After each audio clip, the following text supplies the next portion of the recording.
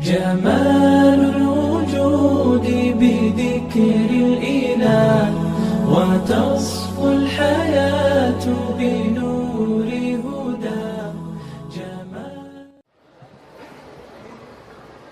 Cek. Bismillahirrahmanirrahim.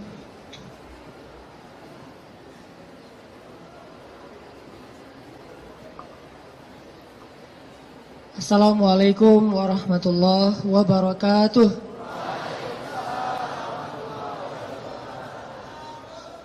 Alhamdulillahirabbil alamin. Alhamdulillahilladzi anzala as-sakinata fi qulubil mu'minin liyazdadu imanan ma'a imanihim. Asyhadu an la ilaha illallah wahdahu la syarikalah wa asyhadu anna Muhammadan abduhu wa rasuluhu la nabiyya ba'dah. Allahumma shalli wa sallim wa barik ala sayyidina Muhammad wa ala alihi wa sahbihi wa man tabi'ahu ila yaumil qiyamah. Radina billahi rabba wa bi Muhammadin nabiyya wa bil islami dina. Rabbi syrah li sadri wa yassir li amri wahlul 'uqdatam min lisani yafqahu qawli. Sehat teman-teman semuanya?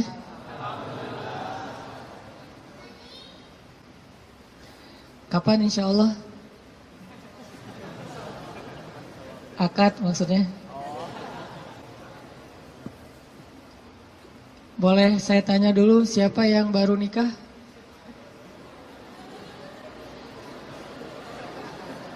Siapa yang baru mau nikah? Baru mau. Wah, banyak di belakang ternyata. Di depan gak ada yang mau. Siapa yang udah lama pengen nikah?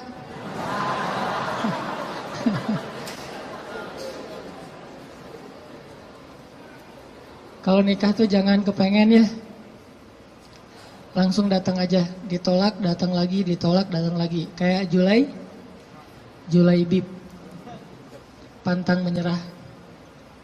Kita hari ini bahas apa?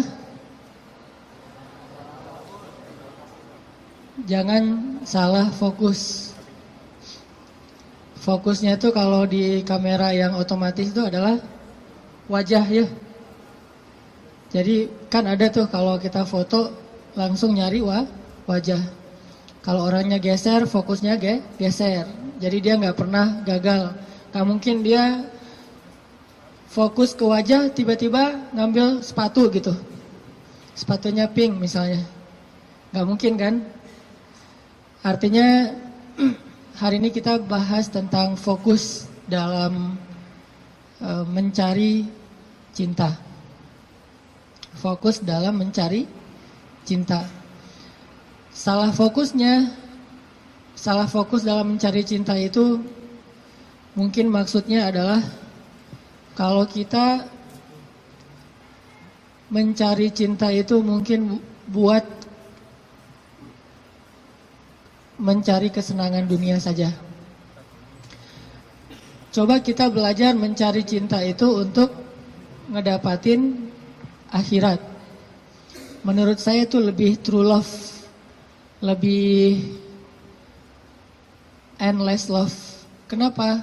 Karena cinta yang paling endless itu adalah cinta yang dibawa sampai ke akhirat. Jadi cinta di dunia dan di akhirat. Tapi sebelum kita menemukan cinta-cinta apapun dalam hidup kita, coba kita belajar ngedapetin cinta Allah Subhanahu wa ta'ala. Karena Allah lah yang pemilik segala cinta. Kalau Allah udah cinta kepada hambanya, maka Allah Subhanahu wa ta'ala akan menitipkan rasa cinta di dalam hati semua hambanya untuk orang yang dia cintai. Kalau Allah cinta sama kita, Allah akan titipkan rasa cinta kepada semua makhluk agar mencintai kita. Tapi kalau Allah nggak cinta kepada seseorang, Allah cabut rasa cinta dari semua makhluk, sehingga nggak ada yang mencintai kita kecuali karena hawa nafsu. Jadi kalau kita pengen ngedapetin cinta sejati, cintailah dulu dan raih pula cinta pemilik hati, yaitu Allah Subhanahu wa Ta'ala. Jadi hari ini kita akan coba bahas tentang jangan salah fokus dalam mencari cinta. Oke, saya akan angkat kisah cinta Nabi Musa alaihissalam. Ada di surat apa teman-teman? Kisah cinta Nabi Musa.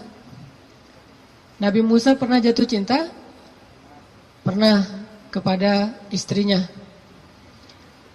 Tahu nggak cerita Nabi Musa ketika pertama ketemu sama pasangannya, sama istrinya? Pernah baca kisah itu? Coba buka surat Al-Qasas, surat 28. Itu kisah cinta Nabi Musa alaihissalam. Surat Al-Qasas, surat Al-Qasas, surat 28 ayat 22. Coba buka aplikasi Al-Qurannya, surat Al-Qasas, surat 28 ayat 22. Saya akan baca dari ayat 22 sampai ayat 28.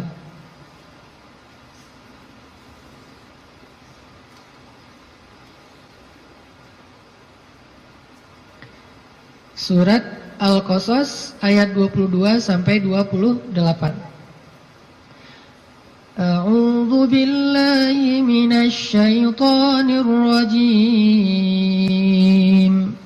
Bismillahirrahmanirrahim. Walamma tawajjaha tilqa'a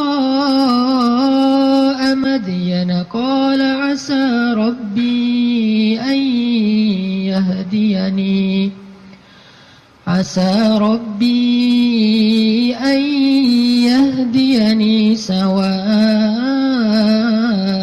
السبيل ولما ورد ماء مدين وجد عليه أمة من الناس يسقون ووجد من دونهم امرأتين تذودان قال ما خطبكما قالتا لا نسقي حتى يصدر الرعاء وأبونا شيخ كبير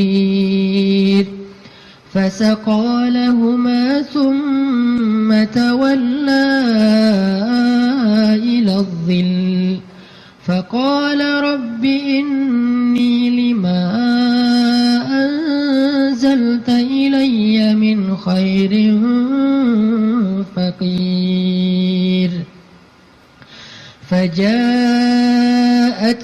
إحداهما تمشي على استحياء قالت إن أبي يدعوك ليجزيك أجر ما سقيت لنا فلما جاءه وقص عليه القصص قال لا تخف نجوت من القوم الظالمين قالت إحداهما يا أبت استأجره إن خير من استأجرت القوي الأمين قال إني أريد أن أنكحك إحدى بنتي هاتين على أن تأجرني 8 حجج فإن أتممت 10 فمن عندك وما أريد أن أشق عليك ستجدني إن شاء الله من الصالحين قال ذلك بيني وبينك أيما الأجلين قضيت فلا عدوان علي والله على ما نقول وكيل.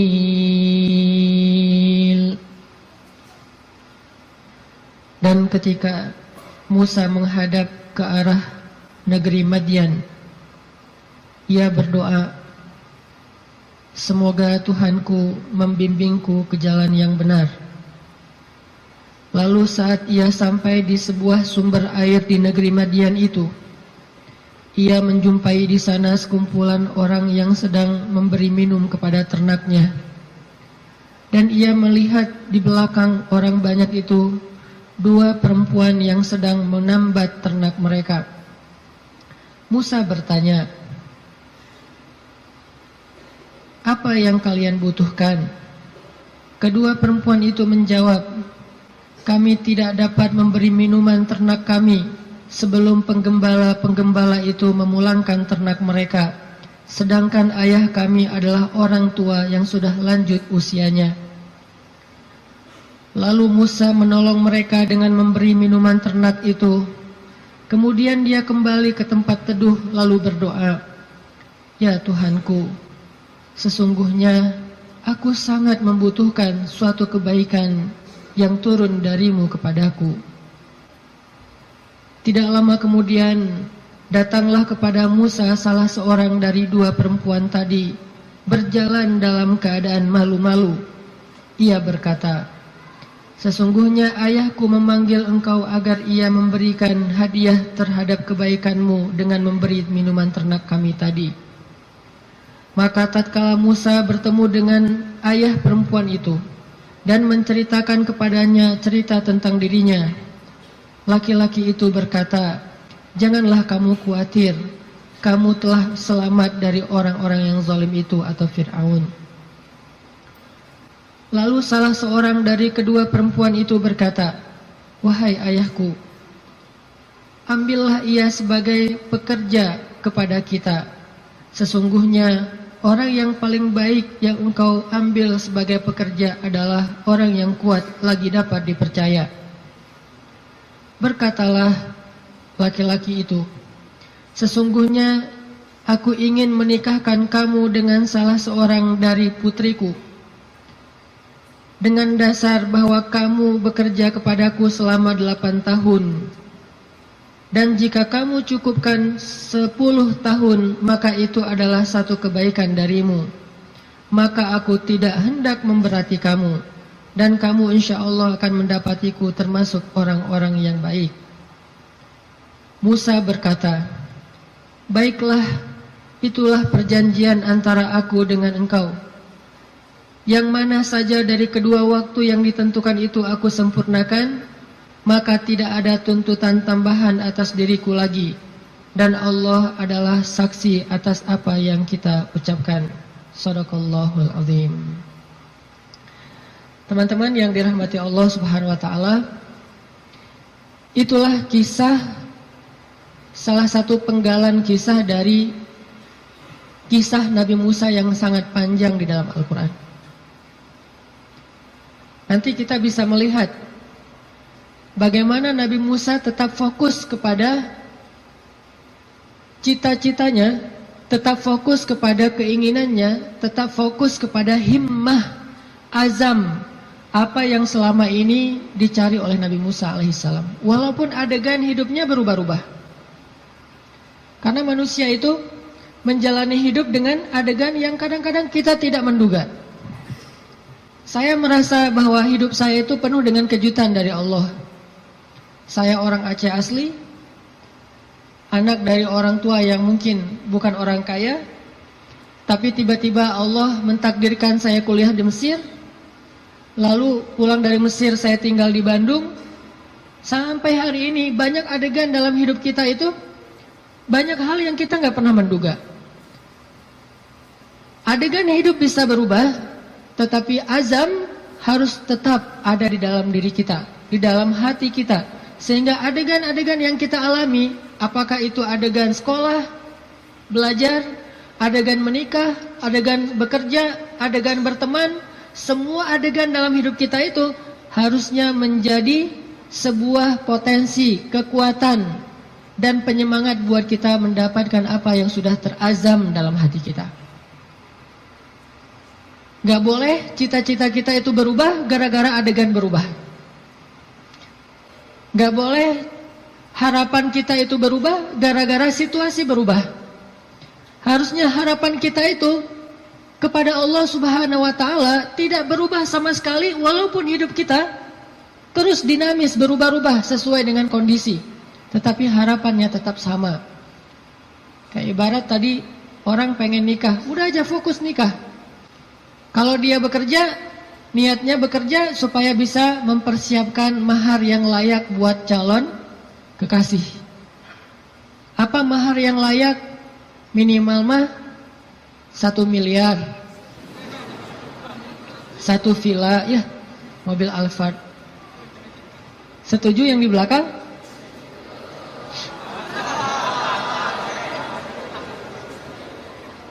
Kalau nggak sampai segitu pun minimal 1 motor, rumah kontrakan, sama pendapatan yang cukup untuk kita berdua.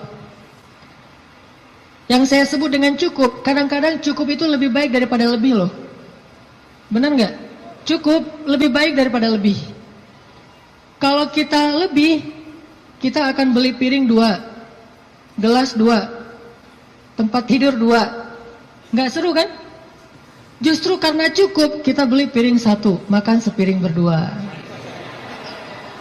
Gelas 1, minum segelas berdua. Jadi nggak ada cerita gelas papa, gelas mama. Yang ada adalah gelas kita. Kan suka ada tuh di rumah-rumah gelas papa, gelas mama kan ya. Beli di supermarket, ditulis jelas itu. Ini punya siapa, udah di tag masing-masing. Kalau mama salah ngambil gelas, gelas papa dipakai sama mama, nanti diminta tukar. Mah, itu gelasnya papa. Oh ya, maaf pak, salah, balik. Akhirnya mamanya minum kopi, papanya minum teh misalnya. Kebalik kan? Harusnya gelas itu 1 berdua. Tolong yang mau nikah ya, di rumah siapkan hanya 1 gelas. Sisanya dikotakin aja, kalau ada tamu baru dikeluarin. Yang kita pakai sehari-hari hanya 1 gelas. Itu cinta yang nyunnah. Karena Nabi minum hanya dari gelas yang bekas diminum oleh Aisyah. Kecuali kalau aku agak-agak susah ya. Kalau misalnya gelas, Nabi itu Aisyah minum. Setelah selesai Aisyah minum, Nabi akan lihat mana bekas bibirnya Aisyah. Maka Nabi persis akan minum dari bekas bibirnya Aisyah. Masih mikir mau nikah? Kerja untuk mempersiapkan mahar yang layak, nafkah yang cukup. Sekolah untuk belajar bagaimana menjadi suami atau istri yang soleh-solihah. Jadi apapun adegannya, dia jadikan sebagai potensi, semangat, dan kebaikan untuk dia raih apa yang dia harapkan. Itulah Musa alaihissalam. Dia punya sebuah azam. Dia punya sebuah cita-cita, ingin membebaskan Bani Israel dari perbudakannya Fir'aun. Ingin melakukan revolusi di negeri Mesir. Ingin mengajarkan kepada Bani Israel La ilaha illallah. Ingin mengajarkan kepada Bani Israel agama Yahudi. Sehingga adegan dia menikah pun, dia mencari seorang perempuan yang bisa mendukung dakwahnya. Jadi dia bukan mencari seorang perempuan yang hanya dia senangi saja. Bukan mencari seorang calon istri yang hanya ngeklik doang tuh di hatinya. Tapi dia mencari calon istri, selain ngeklik di hatinya, calon istri ini juga bisa melengkapi dia, menyempurnakan dia, dan menolong dia dalam segala urusan dakwah di jalan Allah Subhanahu wa Ta'ala. Ini namanya fokus. Jadi salah satu yang ditanya itu adalah, mungkin di antara CV yang perlu diketahui, siap enggak kalau ternyata suaminya ini aktivis dakwah. Siap enggak kalau suaminya ini misalnya harus aktif berdakwah, kadang-kadang berkorban dengan harta keluarga untuk kepentingan dakwah. Seperti Rasulullah SAW berdakwah didukung oleh Khadijah. Sungguh kalau tidak ada Khadijah, kayaknya dakwah Nabi itu juga bakalan banyak sekali masalah. Untung Allah Subhanahu wa taala memberikan pendukung pertama buat Rasulullah justru yang berasal dari rumahnya sendiri, kekasih sejatinya Rasulullah, yaitu Khadijah. Sehingga ketika Nabi berdakwah, yang mendukung dakwahnya Nabi itu justru Khadijah. Bayangin kalau Nabi berdakwah, justru yang memusuhi dakwah Nabi adalah istrinya sendiri, itu berat banget. Kayak Nabi Lut dan Nabi Nuh alaihissalam. Itu yang paling berat. Makanya kalau kita tadi baca di dalam surat Al-Qasas, kisah dakwah, kisah cintanya Nabi Musa alaihissalam dimulai dari kalimat yang ada di ayat 22, Asa Rabbi ayyahdiyani sawa as-sabil. Semoga Tuhanku akan membimbingku ke jalan yang lurus. Artinya Nabi Musa itu berserah diri kepada Allah. Ya Allah, kalau engkau pertemukan saya kepada seorang calon istri saya, pertemukanlah dengan seorang perempuan yang membuat saya tetap di jalanmu. Kalau engkau memberi saya pekerjaan dan rezeki, berilah saya pekerjaan yang membuat saya tetap di jalanmu. Kalau engkau memberikan saya teman dan sahabat, berikanlah saya sahabat dan teman yang membuat saya tetap di jalanmu. Intinya sawa asbil, ihdinas siratal mustaqim. Itu fokusnya Nabi Musa. Gak pengen gara-gara cinta akhirnya keluar dari sawa as-sabil. Gara-gara perasaan akhirnya keluar dari siratal mustaqim. Ini fokusnya Nabi Musa. Cinta anugerah dari Allah, tapi jangan sampai anugerah itu menjauhkan kita justru dari pemberinya. Ini fokus Nabi Musa. Asa Rabbi ayyahdiyani sawa as-sabil. Jadi kalau saya nanti ketemu keluarga baru, mudah-mudahan keluarga itu keluarga yang bisa membantu saya untuk terus berada di sawa as-sabil. Kalau saya ketemu calon suami, mudah-mudahan suami itu yang membimbing saya. Waj'alna lil muttaqina imama, membimbing saya tetap di sawa as-sabil, di jalan yang Allah ridhoi. Ini fokus. Dan kalau kita fokus di sawa as-sabil, gak usah khawatir, Allah punya banyak rencana baik untuk kita. Wa yamkurun wa yamkurullah, wallahu khairul makirin. Siapapun boleh punya rencana untuk menghalangi kita, tapi Allah adalah sebaik-baik pembuat rencana. Udah ikutin aja sawa as-sabil. Fokus di jalan yang lurus. Sawa itu bahasa lainnya istiwa. Atau dalam bahasa Arab kadang-kadang orang Arab suka nyebut dengan istilah khatul istiwa. Terus jadi bahasa Indonesia katulistiwa. Itu bahasa Arab. Katulistiwa itu dari kalimat khatul istiwa. Khat artinya garis, istiwa artinya lurus, garis lurus. Katulis, karena kita nggak bisa bilang kha jadinya ka. Khadijah jadinya Khadijah. Sama kayak misalnya orang Sunda nggak bisa bilang ain jadinya e. Ketika Nabi SAW manggil Aisyah, panggilan Aisyah siapa? Aish. Sampai di Sunda jadinya Eis. Itu bahasa Arab. Aish jadinya Eis. Jadi Eis itu aslinya Eisah. Aisyah. Tetaplah di sawa as-sabil, tetaplah di jalan Allah yang lurus. Enggak usah berbelok. Enggak usah keluar dari garis itu. Kalau udah terlanjur keluar, buru-buru balik. Karena Allah cuma memberikan jaminan kebaikan bagi orang yang tetap berada di sawa as-sabil. Kalau dia keluar dari situ, Allah sudah tidak menjamin apapun.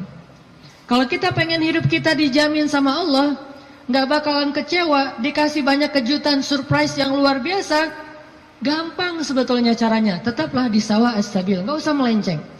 Kalau kita udah tetap di sawa as-sabil, tunggu aja, terus berjalan di setiap beberapa titik, nanti kita akan temukan Allah menyediakan surprise buat kita sebagaimana Allah sediakan untuk Musa alaihissalam. Sawa as-sabil. Musa berjalan dari Mesir ke Yordania. Yordania waktu itu masih dinamai dengan istilah Madian. Sekarang jadi Yordania. Jalan ke Madian, ke Yordania. Dan Musa tidak punya bekal sama sekali. Musa pelarian dari Mesir gara-gara nggak sengaja dorong orang mati kan? Jadi ceritanya di Mesir ada laki-laki Bani Israel bertengkar dengan laki-laki Kipti. Kipti itu Egyptian, orang asli Mesir. Waktu itu yang salah orang Kipti, sombong dan menghina laki-laki Bani Israel, mencurangi dia, akhirnya protes nih, ribut. Datang Musa, tanya, ada apa ini? Diceritakan masalahnya, akhirnya Musa mengingatkan laki-laki Kipti dengan cara mendorong, kamu jangan gitu, mati. Cuma digituin doang gitu, bayangin Musa. Ini jawara Mesir ya, Musa. Kalau di kita mungkin ada jawara Depok, jawara Bekasi, jawara Betawi kan ya. Ternyata jawaranya para nabi itu salah satunya Musa, itu jawara nabi banget loh. Terkenal lah Musa secara fisiknya paling gagah, six pack. Pokoknya fisik Musa itu paling ideal aja. Sampai Bani Israel cemburu sama fisik Musa. Saking cemburunya Bani Israel kepada fisik Musa, akhirnya mereka ngejelek-jelekin Musa. Tahu nggak kenapa Musa selalu pakai bajunya tertutup? Nggak pernah pakai misalnya baju yang ketat atau cuma pakai celana doang biar nunjukin badannya bagus. Tahu nggak kenapa? Kenapa kata Bani Israel? Karena dia itu punya penyakit kulit. Difitnah Nabi Musa oleh Bani Israel. Saking Nabi Musa tertutup. Akhirnya Allah membebaskan Nabi Musa dari fitnah itu. Suatu saat Nabi Musa lagi mandi di sebuah oasis. Dia naruh bajunya di atas batu. Dia hanya mandi pakai celana. Dan itu bukan aurat bagi laki-laki. Karena badannya bukan aurat, perut bukan aurat. Dia mandi nih. Begitu selesai mandi, mau ngambil baju, ternyata batunya udah pindah. Nabi Musa ambil kayak semacam galah gitu. Dia tarik bajunya pakai galah. Pas dia mau narik bajunya pakai galah, batunya lari, membawa kabur bajumu Musa. Itu disebutin di akhir surat Al-Ahzab loh. Ini bukan dongeng, kisah Al-Quran.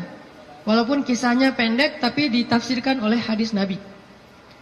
Batunya lari tuh, bawa kabur bajunya Nabi Musa. Sehingga Nabi Musa ngejar-ngejar batu itu sambil mengatakan, hajar, thawbi, hajar, thawbi, hajar. Baju saya dibawa lari batu. Kan susah kan, baju batu. Nabi Musa ngejar-ngejar bajunya dibawa lari sama batu. Kemana batu itu lari bawa baju Nabi Musa?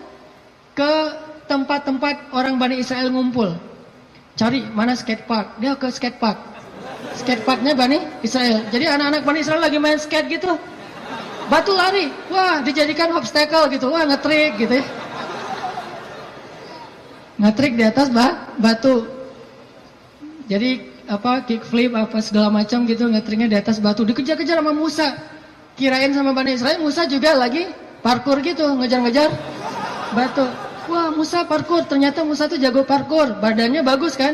Lewat tempat skatepark, lewat lagi nanti tempat anak-anak main futsal. Musa lari, ternyata Musa pelari hebat, maraton gitu. Semua tempat-tempat ngumpul anak-anak muda Bani Israel tuh batu nyamperin gitu. Ada tempat futsal, tempat skatepark, kafe. Ada orang Bani Israel lagi ngopi-ngopi gitu, lagi ngobrol nggak jelas gitu kan. Lewat batu, Nabi Musa ngejar di belakang. Wis, Musa badannya bagus. Semua orang pada ngeposting hashtag Musa keren. Viral aja. Jadi viral bahwa Musa itu ternyata badannya keren banget. Di mana-mana di repost, jadilah selebgram. Followersnya nambah. Followers apa? Bani Israel yang kagum kepada Musa. Ini bahasa saya analogikan dengan kekitaan ya. Ini hanya analogi. Udah gitu, batu itu ternyata berhenti di tengah pasar Bani Israel. Berhenti di tengah pasar. Udah lari jauh, akhirnya berhenti. Musa datang ngambil baju langsung dipakai karena malu. Walaupun bukan aurat, Musa itu menjaga diri. Gak mau mentang-mentang badannya bagus tunjukin ke cewek-cewek. Nanti cewek, selfie misalnya. Musa itu seorang nabi, terjaga. Dia nggak mau kayak gitu. Kita belum juga six pack, baru two pack lah ya. Udah pamer, posting, srek, langsung posting. Udah gitu edit dikit biar jadi three packs. Musa udah six pack masih ngejaga biar orang-orang tidak jadi fitnah pakai bajunya. Habis pakai baju karena marah sama batu, akhirnya dipukul tuh batu sama Musa sampai batu itu retak. Bayangin, batu gede loh. Ada yang pernah pukul batu retak? Batu bata kali ya. Batu beneran nih, retak, dan tangan Musa biasa-biasa aja. Itu kekuatan Musa, makanya dorong orang dikit mati. Mungkin kalau sekarang Musa itu kayak MMA lah ya, mixed martial art gitu. Jadi bisa semua jenis bela diri. Nah, artinya Musa alaihissalam lari dari Mesir gara-gara habis dorong orang, terus dia mati, nggak sengaja. Kata Musa, ini bukan salah saya, salah setan. Kan disebutin di ayatnya, masih di surat Al-Qasas atau di surat Toha. Ini bukan salah saya, salah setan. Bukan saya yang bunuh, setan yang bunuh dia. Jadi teman-teman, satu-satunya suuzon yang berpahala itu adalah suuzon sama setan. Itu berpahala banget. Satu-satunya husnuzon yang berdosa adalah husnuzon sama setan. Jangan salah-salahin setan, kasihan, masa dikambing hitamin? Enggak, setan memang harus disalahin. Jadi kalau ada apa-apa nih gara-gara setan nih, misalnya, aduh, auzubillahi minasyaitonirrajim gitu kan? Bahasa zikirnya gara-gara setan apa? Kalau bahasa sehari-hari, nih setan nih kerjaannya nih. Kalau bahasa zikirnya, auzubillahi minasyaitonirrajim. Enggak masalah. Jangan sembarangan nuduh setan buat jahat atau makar. Buktikan dulu gitu kan ya. Enggak, setan memang boleh disuuzonin, satu-satunya makhluk yang boleh. Lari dari Mesir. Enggak punya makanan, enggak punya bekal, enggak punya duit, pokoknya jalan dari Mesir ke Madian, jalan kaki itu enggak punya bekal apa-apa, bayangin. Sehingga Musa berhari-hari hanya minum air, enggak makan apapun. Air karena gratis, begitu hujan dia minum. Ada genangan air kayak oasis gitu dia minum. Kalau makanan dia nggak mau. Kenapa? Karena setiap dia menemukan kebun kurma, dia tidak menemukan pemiliknya, sehingga dia tidak berani makan satu butir kurma pun yang bukan miliknya. Musa alaihissalam. Sawa as-sabil, tetap di jalan Allah. Jangan melenceng. Jangan bikin Allah kecewa. Jangan sampai kita ngelakuin sesuatu yang Allah itu nggak ridho. Makan, minum, ikhtiar, ta'aruf dan segala macam. Pokoknya sawa as-sabil. Kalau kita sawa as-sabil, gak usah khawatir. Allah yang jamin. Musa lapar, gak metik kurma sembarangan. Tetap aja biarin lapar. Sampai di Madian, dalam keadaan lapar banget. Hanya minum air putih selama beberapa hari, belum makan. Sampai di Madian, tiba-tiba Musa ngelihat di sebuah oasis yang rindang, ada sekelompok orang penggembala lagi ngasih minum ternak-ternak mereka, onta. Dan yang disebut dengan gembala di zaman para nabi, itu satu gembala bisa punya ratusan ekor onta loh. Jadi bayangin kalau ada 10 penggembala aja nih, berarti lebih dari 1000 ekor onta. Dan tahu nggak berapa banyak onta kalau minum? Onta itu kalau minum hampir seperti gajah. Dan dia minum bukan karena haus. Dia minum itu karena menabung air. Dia nampung air di punuknya. Sehingga kalau dia melakukan perjalanan panjang, dia nggak perlu minum dalam waktu seminggu pun nggak masalah. Karena dia akan mengambil air dari punuknya yang disimpan. Jadi ada penyimpanan air di belakangnya, kayak tangki air gitu. Kayak toren. Musa punya, onta itu punya toren yang disebut dengan punuk onta. Jadi kalau dia minum, bukan hanya karena haus. Aduh, haus banget minum. Udah, selesai pergi. Enggak, haus banget minum. Udah gitu, kok masih minum? Nampung dulu di toren. Ditaruh di toren. Bayangin satu ekor onta punya satu toren. Ada 1000. Berapa lama nunggu ngantrinya tuh? Dah, waktu itu Musa ngelihat di antrian paling belakang ada 2 cewek. Ceweknya solehah. Malu-malu di belakang, megang onta. Onta mereka nggak terlalu banyak, mungkin sekitar 10 atau 15 gitu pegang. Tapi paling belakang nungguin sambil berdiri culang-cilang gitu. Gimana nih gitu-gitu kan, bingung kan, cewek berdua di antara banyak cowok. Ini ciri-ciri calon istri ideal tuh gitu. Jadi kalau lihat cewek lagi culang-cileng, nah ini calon saya nih. Kemana Neng? Lagi nunggu angkot. Angkot kemana? Angkot ke Bandung. Ke Bandung mah nggak ada angkot dari Depok gitu. Naik kereta atau naik travel. Oh iya, saya nggak pernah ke Bandung. Ya udah saya temenin, jangan gitu ya. Artinya ada ciri-ciri solehah, yaitu orangnya bingung karena malu, bukan bingung karena nggak paham ya, tapi bingung karena malu nih gimana nih, serba sering salah tingkahnya gara-gara malu. Kalau ada cowok-cowok, aduh gimana masuknya ya, cowok pada duduk semua di depan masjid, mau masuk ke masjid ada aja di teras banyak cowok, dia bingung. Itu calon istri ideal banget tuh. Jadi kalau ngelihat cewek kebingungan, berdoa kepada Allah, ya Allah berikan saya seorang istri yang lagi kebingungan. Cari yang bingung-bingung gitu teh. Karena yang bingung itu pasti rasa malunya besar, kehormatannya luar biasa, menjaga diri. Kalau dia nggak menjaga diri mungkin nggak akan terlalu kebingungan. Dia akan walaupun nggak semua yang berani, yang cekatan itu berarti bukan orang soleha, bukan. Cuman salah satu cirinya itu adalah punya rasa istihya, malu-malu. Jadi kalau ngomong Assalamualaikum, Waalaikumsalam, ngomongnya membelakangi gitu ya. Itu salah satu ciri-cirinya. Pas ngeposting di Instagram, kita stalking gitu, kita kepoin Instagramnya, ternyata fotonya semuanya foto bunga-bunga, nggak ada foto orangnya. Ada kaktus, ada apa gitu, foto-foto bunga. Kalau ada foto orangnya pun foto KTP, hitam putih pula, segini, kayak orang foto paspor ya. Kalau pakai kacamata suruh buka kacamatanya, terus disuruh deketin matanya, melotot lagi, baru difoto, posting di Instagram foto. Kalau gitu berarti beda lagi nih karakternya. Karakter yang istrinya Musa malu-malu di belakang, duduk aja berdua, nungguin. Akhirnya karena ngelihat ini perempuan kok ngantri berdua, Musa samperin. Datang Musa nanya, "Ma khatbukuma?" Segitu doang pertanyaannya, jadi jangan panjang-panjang.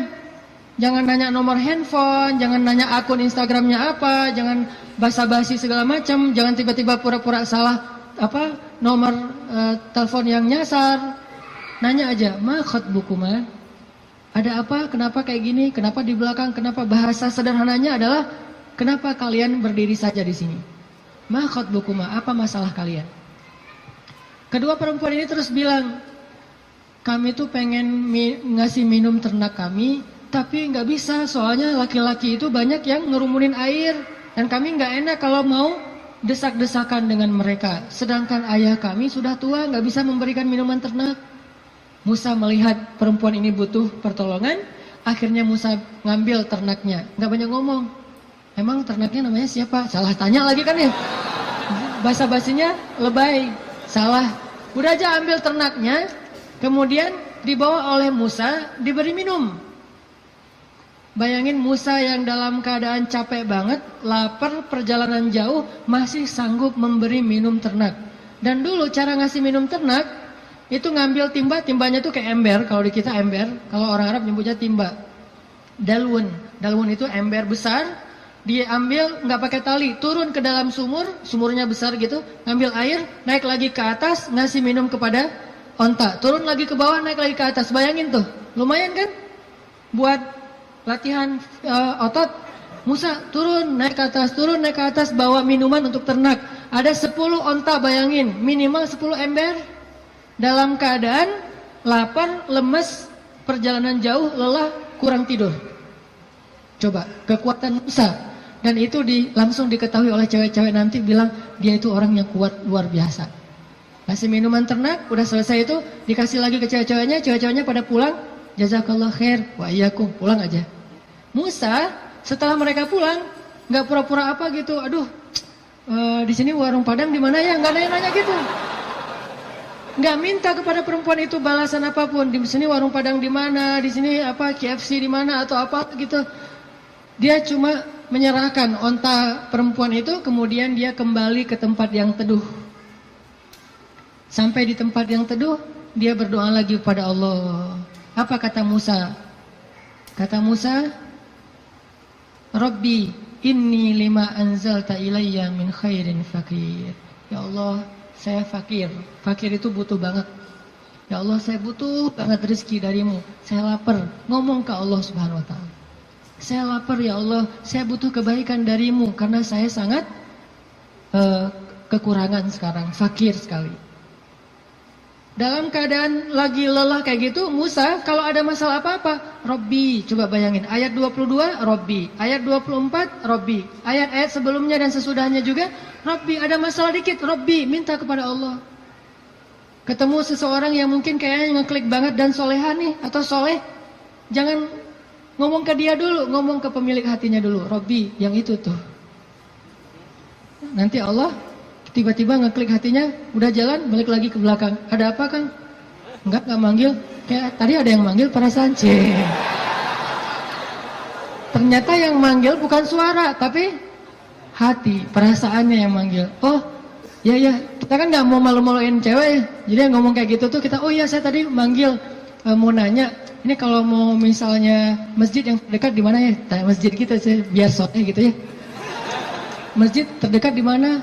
Oh, masjid ya, saya pengen sholat jamaah. Saya nggak bisa sih kalau nggak sholat jamaah, orangnya gimana gitu.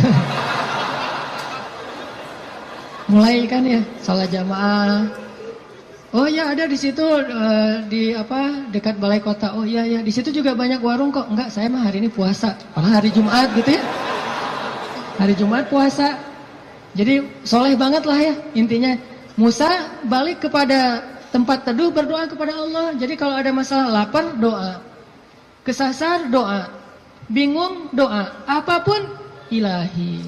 Robbi, itu sawa as-sabil. Kalau kita mau makan satu buah korma di sebuah kebun, mintanya kepada pemilik kebun. Pak, boleh saya minta satu butir korma? Minta kepada dia. Tapi kalau kita lapar, minta kepada Allah. Allah itu pemilik alam semesta. Bukan cuma satu kebun kurma, tetapi langit dan bumi milik Allah. Minta kepada pemiliknya. Robbi. Baru setelah itu ikhtiar kepada makhluk. Awalnya ikhtiar ke langit, baru kemudian ikhtiar di bumi. Jadi, teman-teman, pesan moral pertama adalah kalau kita pengen ditolong oleh Allah, kalau kita pengen Allah kasih banyak kejutan, kalau kita pengen hidup kita itu penuh dengan kebaikan, pesan moral pertamanya adalah sawa as-sabil. Jangan keluar dari jalan Allah Subhanahu wa Ta'ala. Jalan Allah itu artinya syariat. Syariat itu dalam bahasa Arab artinya jalan hidup, the way of life, yaitu Islam. Jangan keluar dari jalan Allah. Tetap aja di situ. Pasti Allah kasih. Kalau pengen pas kita berjalan tiba-tiba ada kejutan dari langit, sawa as-sabil, tetap di situ. Jangan kecewain Allah. Jangan sampai Allah Subhanahu wa Ta'ala ngelihat kita ngeposting sesuatu yang Allah nggak suka. Bayangin kalau Allah udah unfollow, semua akan unfollow. Tiba-tiba akun kita jadi kosong, nggak ada followers. Apa arti Allah unfollow? Bara'atum minallah. Awal surat At-Taubah. Allah berlepas tangan. Berlepas tangan bahasa sosmednya unfollow. Lebih parah lagi kalau Allah sudah ngeblok. Khatamallahu ala qulubihim. Udah unfollow, diblok pula. Jadi kita japri nggak masuk, contrengnya cuma satu, udah diblok. Kita telepon, dialihkan ke nomor yang lain. Kita DM nggak masuk juga, artinya kita diblok. Request nggak respon. Artinya jangan sampai Allah ngelihat postingan kita yang keluar dari apa yang Allah izinkan, sehingga akhirnya Allah nanti unfollow kita, ngeblok kita, menjauh dari kita, berpaling dari kita. Siapa lagi yang bisa menolong kita setelah Allah? Ini pesan moral pertama tuh, tetap sawa as-sabil. Apapun masalah kita, dalam pekerjaan, dimanapun sulit, jangan sampai kita melanggar. Jangan sampai kita pakai jalan pintas. Jodoh juga gitu, gimana pun sulit jangan pakai jalan pintas. Rezeki, jodoh, sekolah, belajar, keluarga, teman, apapun, sakit, sawa as-sabil. Nanti Allah akan nyediain buat kita hal-hal yang kejutan. Pesan moral kedua, selama kita sawa as-sabil, terus minta sama Allah. Karena berdoa itu walaupun belum dikabulkan, tetap dia ibadah. Doa itu ibadah, teman-teman. Jadi kalau ada orang yang bilang, jangan banyak-banyak doa, malu sama Allah, mending kita beramal aja. Berarti dia nggak paham. Kalau doa itu dalam Islam sama seperti orang sholat sunnah 2 rakaat. Makin dia banyak berdoa, makin Allah sayang sama dia.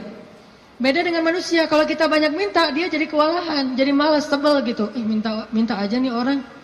Kalau dengan manusia kita banyak minta, dia menjauh.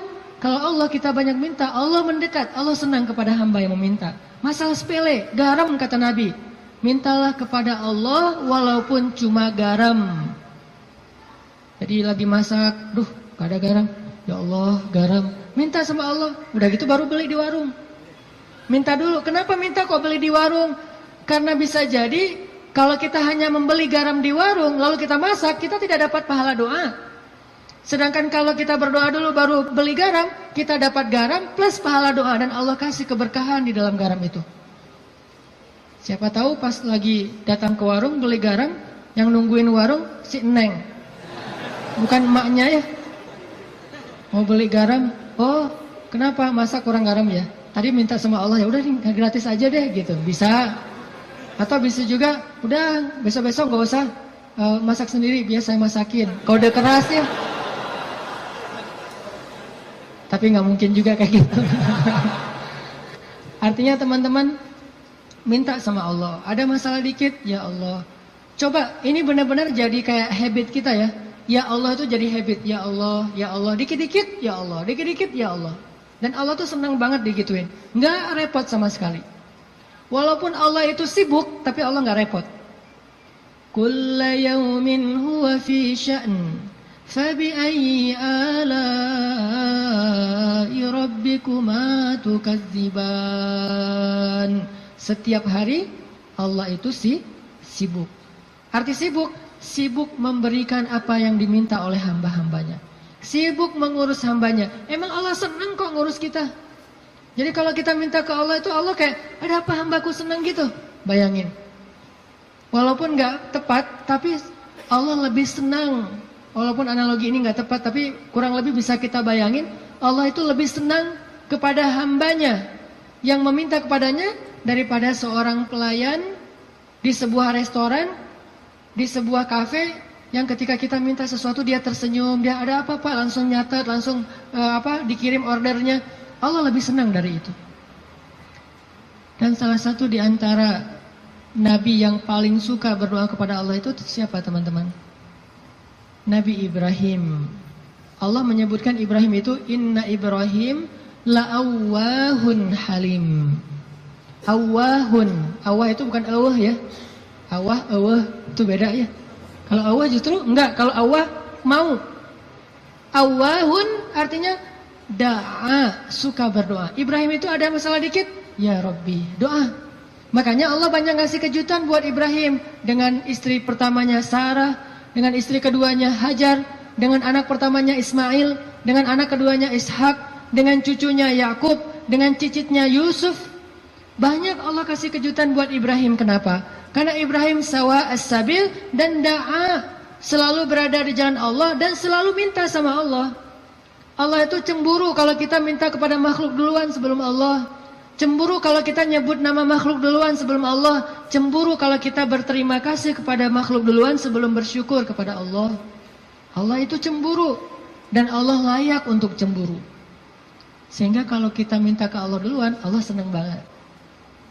Ya Allah, saya lagi kayak gini, sebutin. Baru ikhtiar.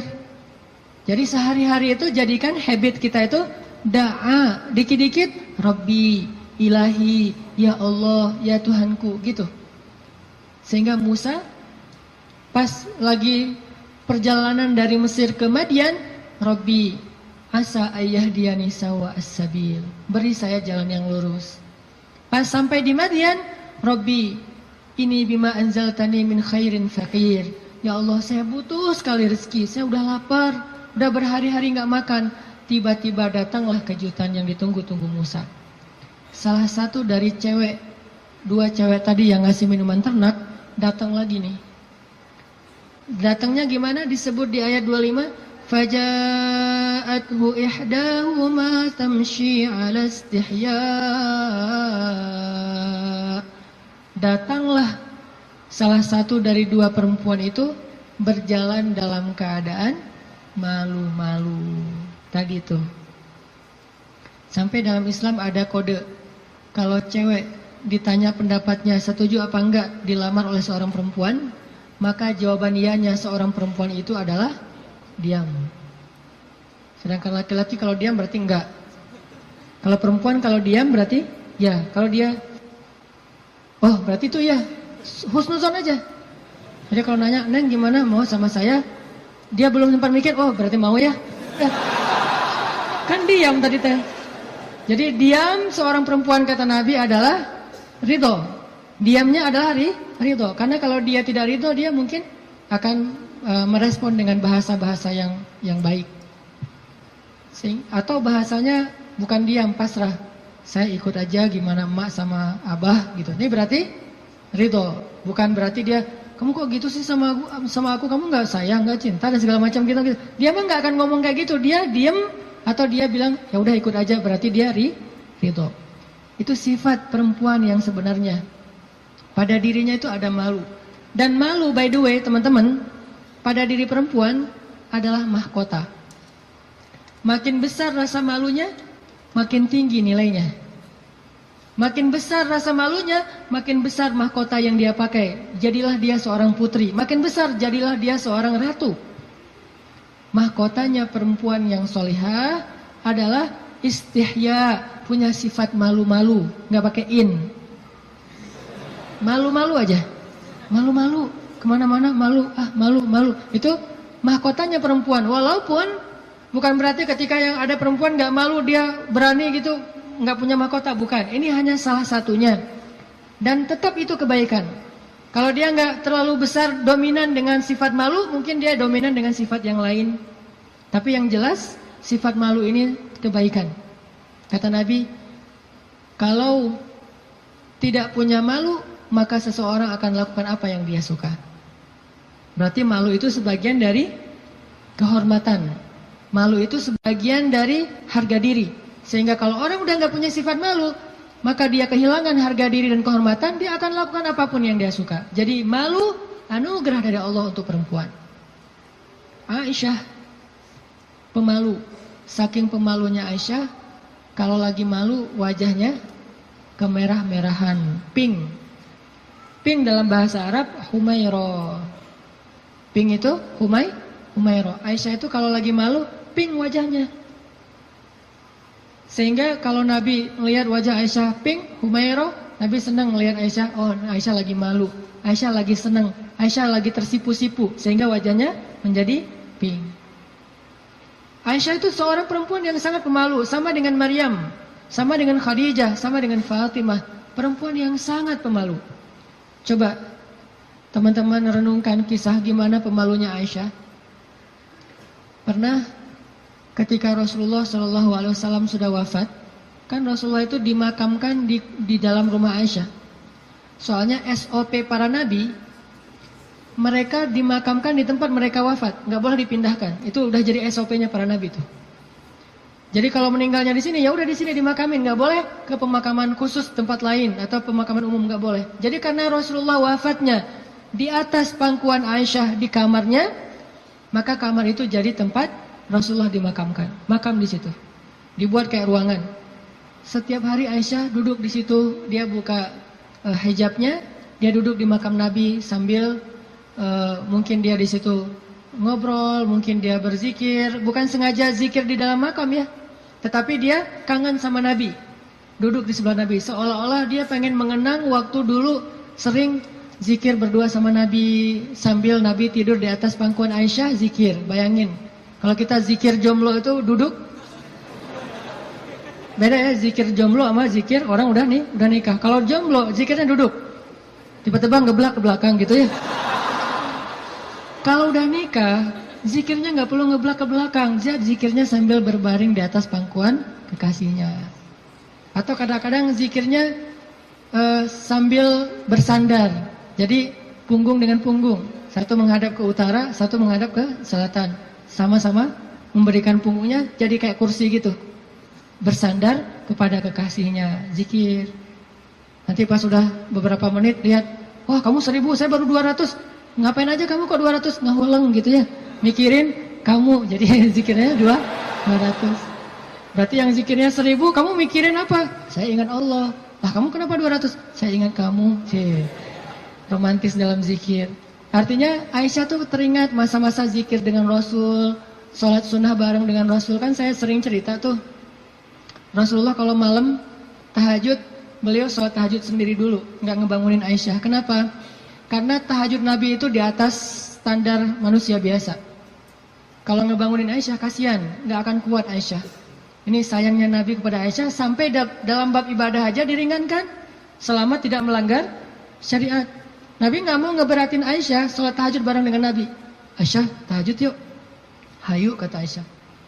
1 rakaat Al-Baqarah, Ali Imran, An-Nisa, Al-Maidah, Al-An'am.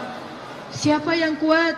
Nggak usah Aisyah, Abdullah ibnu Mas'ud aja pernah jadi makmum dadakan di belakang Nabi, itu hampir batal sholatnya. Wah, Nabi lagi sholat tahajud, nggak makmumin udah aja makmumin.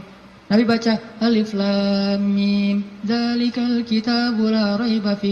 Abdullah masih antang-antang aja. Lama-lama kok udah setengah juz ya perasaannya. 1 juz, 2 juz, sampai selesai Al-Baqarah. Mulai ini Abdullah curiga nih, masuk lagi Alif Lam Mim Ali Imran. Masuk lagi Ya Ayuhan Nas An-Nisa. Masuk lagi Al-Maidah. Masuk Al-An'am 7 juz 1 rakaat. 7 juz 1 rakaat. Kita 1 rakaat 7 surat. An-Nas, Al-Falaq, Al-Ikhlas.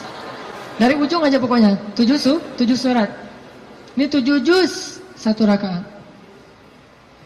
Atau kadang-kadang kita 7 rakaat 1 surat, yaitu Al-Ikhlas terus. Asal sholat pasti Al-Ikhlas. Walaupun kalau dia membaca Al-Ikhlas itu karena cinta kepada surat itu, dia akan masuk surga dengan surah Al-Ikhlas. Masalahnya kita benar nggak sih cinta ke Al-Ikhlas? Kan kita suka pakai hadis sahabat itu ya. Ada sahabat kalau ngeimamin pasti bacanya Al-Ikhlas tuh kan. Sahabat aja bacanya Al-Ikhlas mulu.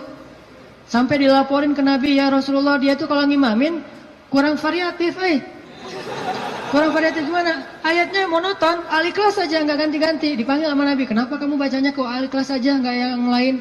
Ya Rasulullah, saya cinta dengan surat itu. Karena di surat itu disebutin sifat-sifat Allah. Nabi tersenyum mengatakan, kamu masuk surga karena apa yang kamu cintai. Pertanyaannya, kita gitu atau ada modus lain? Al-Ikhlas itu nggak perlu mikir dan cepat kan? Jadi bukan karena cinta banget dengan Al-Ikhlas. Ini harus jujur nih. Nabi sholat tahajud. Udah selesai tahajud, baru ngebangunin Aisyah pas witir. Jadi Aisyah itu diajak sholatnya pas witir. Aisyah, witir yuk. Kan Aisyah manja-manja gitu kan ya. Susah bangunnya, akhirnya dipercikin air di wajahnya sama Nabi. Kan saya sering bilang, percikan air ke wajah calon kita. Kalau belum ada latihan pakai guling dulu. Guling di latihan. Biar pas mercikinnya itu enak gitu. Kalau ini ada lebih rezeki sedikit, beli nano spray. Kan enak tuh malam-malam nano sprayan. Jadi masuk ke pori-pori langsung segar gitu. Artinya Rasulullah memercikan air ke wajah Aisyah. Ayo Aisyah tahajud. Akhirnya witir bareng. Setelah selesai witir, kan Nabi itu kalau sholat tahajud itu ini ada tutorial tahajud ala Rasulullah ya. Kan tahajud bebas sebetulnya, tapi Rasulullah juga punya style sendiri tahajudnya. Sahabat-sahabat masing-masing punya style. Ada tahajud di atas atap. Siapa itu? Bilal. Bilal kalau tahajud pasti di atas atap rumah. Umar kalau tahajud pasti depan rumah. Bukan di dalam rumah, di depan. Dia keluar dari rumahnya, tahajud di depan rumah. Bacanya kenceng-kenceng. Bismillahirrahmanirrahim. Satu Madinah bangun gara-gara suara Umar. Kalau Abu Bakar tahajudnya di musolanya sendiri, khusyuk sendiri, nggak mau ketahuan orang. Ini gayanya beda-beda. Gue dengan gaya gue gitu ya. Umar di depan rumah, Bilal di atas atap, Abu Bakar sendiri di dalam mihrab. Rasulullah juga punya style. Style tahajud Nabi gimana? Beliau tidur, tahajud, witir, tidur, subuh. Jadi sebelum subuh beliau tidur dulu. Cuman tidur yang keduanya Nabi bersandar biasanya. Kalau nggak bersandar di tiang, di dinding, bersandar kepada Aisyah. Itu tahajud ala Rasulullah. Nggak mungkin kita ngikutin sunnah ini kalau belum. Banyak sunnah yang kita nggak bisa ngikutin kalau belum nikah, teman-teman.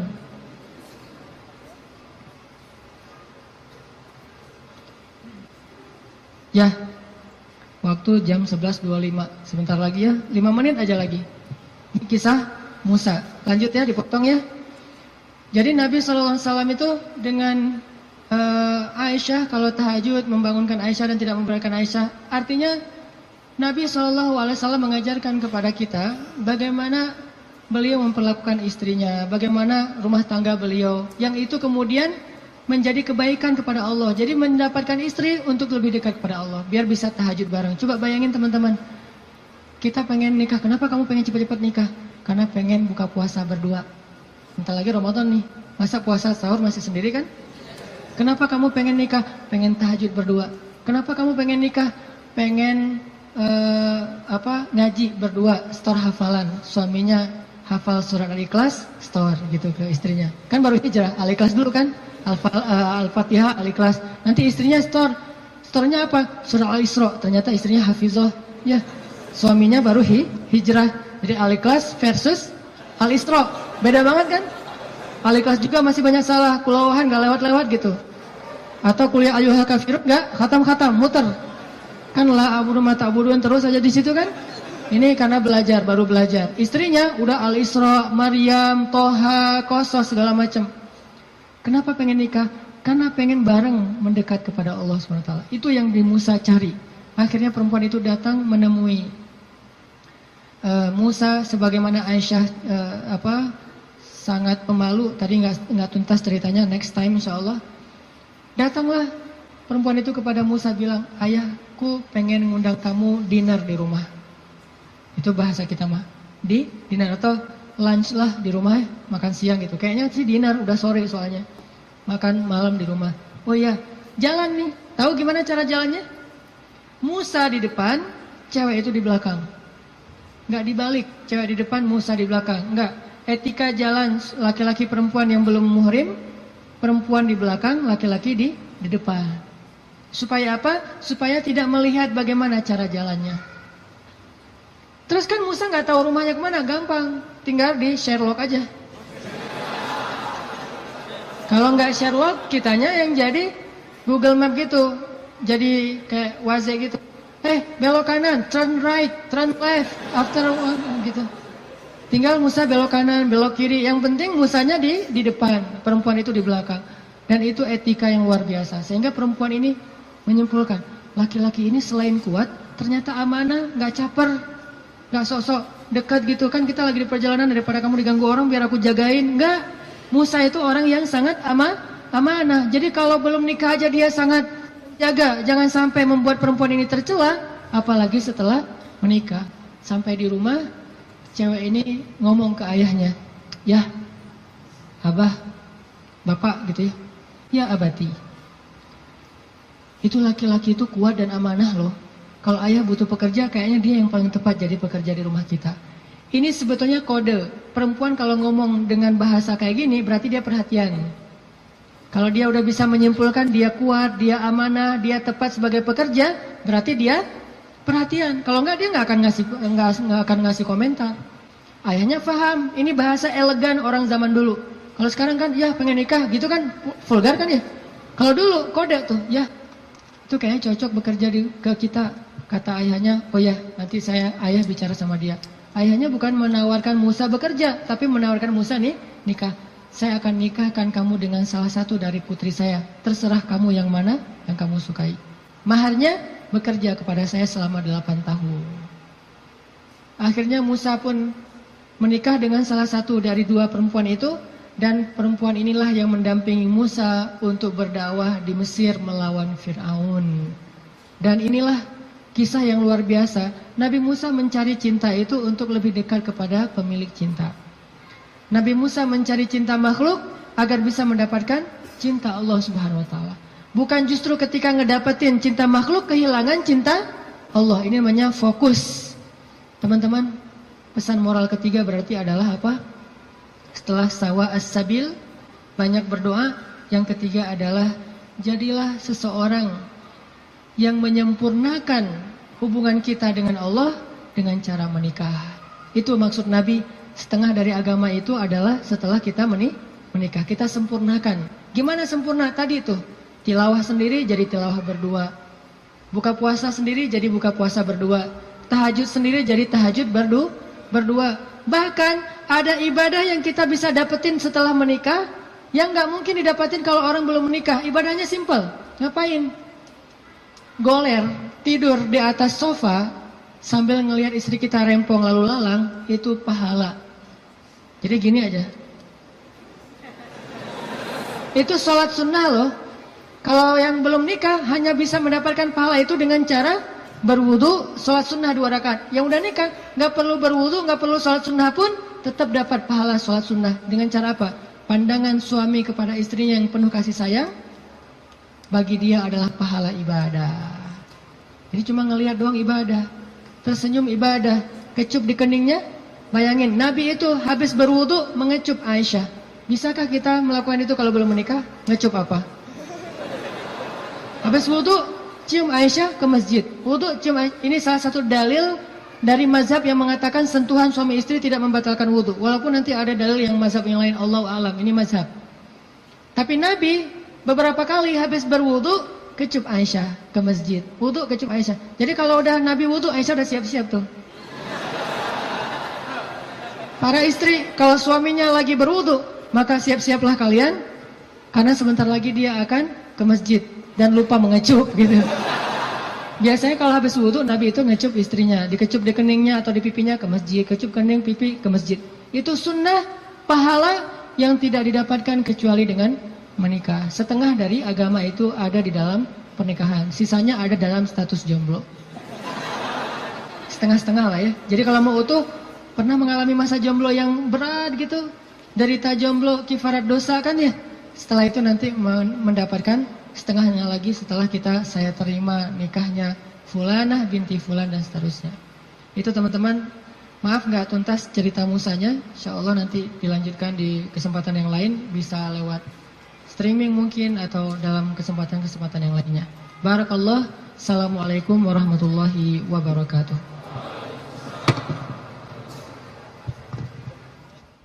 Ya teman-teman, kita tutup dengan doa bersama-sama. A'udzu billahi minasy syaithanir rajim. Bismillahirrahmanirrahim. Alhamdulillahi rabbil alamin. Hamdan yuwafi ni'amahu wa yukafi'u mazidah. Ya Rabbana lakal hamdu kama yanbaghi li jalali wajhikal karim wa 'azimi sultanik. Allahumma salli wa sallim wa barik ala sayyidina Muhammad wa ala alihi wa sahbihi ajma'in. Allahumma ighfir lana dhunubana. Allahumma ighfir lana dhunubana. Allahumma ighfir lana dhunubana wa liwalidayna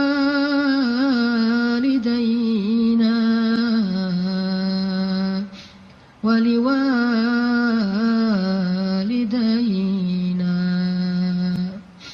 wa liwalidayna wa liwalidayna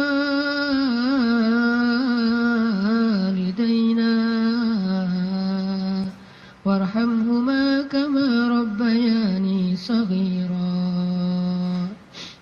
Rabbana zalamna anfusana. Rabbana zalamna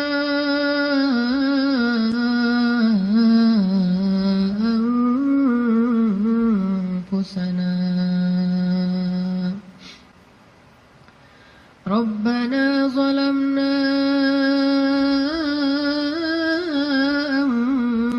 anfusana تغفر لنا وترحمنا لنكونن من الخاسرين.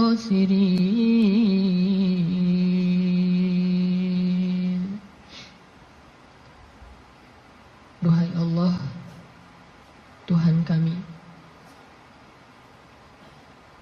Engkaulah yang Maha Pencipta, Engkaulah yang Maha Kuasa, Engkaulah yang Maha Memelihara. Duhai Allah, pemilik langit dan bumi, semua yang ada, semua ini hanyalah milik-Mu ya Allah.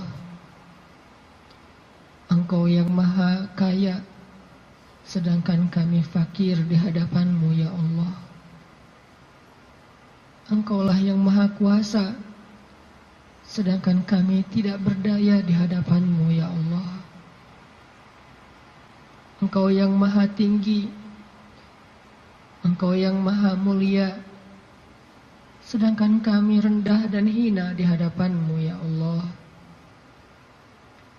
Engkau Maha Baik, sedang kami banyak dosa ya Allah. Engkau yang Maha mencukupkan segala kebutuhan, sedangkan kami kurang tanpa-Mu dan butuh Engkau ya Allah. Engkau yang Maha Indah, Engkau yang Maha Terpuji, Engkau yang Maha Bijaksana, Engkau yang Maha Tahu, sedangkan kami bodoh, tidak tahu apapun ya Allah. Ilahana, ajarkan kami iman, beri kami hidayah ya Allah. Jika Engkau memberikan kepada kami dunia dan seisinya, tetapi Engkau tidak memberikan iman, sungguh kami menjadi orang yang rugi. Tetapi jika Engkau beri kami iman, walaupun tidak Engkau berikan dunia dan apapun juga selainnya, pasti kami menjadi orang yang bahagia. Beri kami iman sebelum dunia ya Allah. Beri kami iman sebelum harta ya Allah. Beri kami iman sebelum cinta makhluk ya Allah. Beri kami iman sebelum keluarga ya Allah. Beri kami iman sebelum ilmu ya Allah. Beri kami iman sebelum segala sesuatu dalam urusan dunia ya Allah. Karena tanpa iman, dunia hanyalah menjadi jalan kehancuran bagi kami. Tapi dengan iman, dunia menjadi anugerah dan kebaikan untuk kami. Ilahana, beri kami iman, beri kami hidayah. Tetapkanlah iman di dalam hati kami sampai akhir hayat kami ya Allah. Ajarkan kami iman di dalam setiap majelis-majelis ilmu ya Allah. Ajarkan kami iman dalam setiap ruku dan sujud ibadah kami.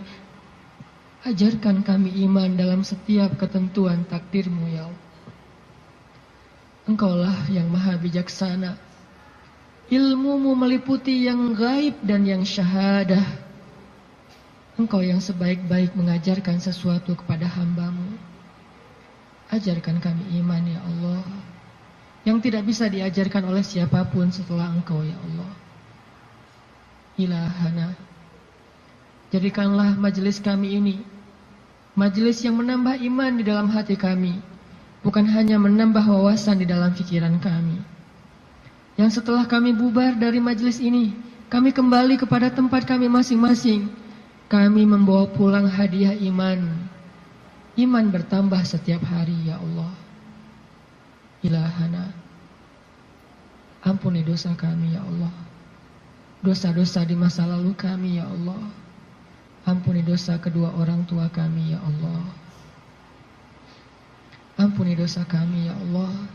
Kalau dulu kami sering meninggalkan sholat kepada-Mu ya Allah. Ampuni dosa kami ya Allah. Kalau dulu kami banyak berbuat maksiat, dosa besar kepada-Mu ya Allah. Ampuni dosa kami ya Allah. Kalau kami dulu durhaka kepada orang tua kami ya Allah. Ampuni dosa kami.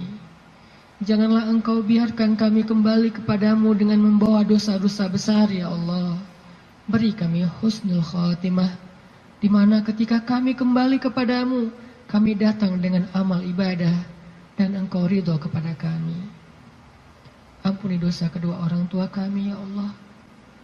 Sayangi ayah bunda kami, ya Allah. Sayangi mereka seperti sayangnya mereka kepada kami, bahkan lebih dari itu, ya Allah. Jika keduanya telah wafat, lapangkan kuburnya, ya Allah. Jadikanlah kubur mereka taman-taman surga, ya Allah.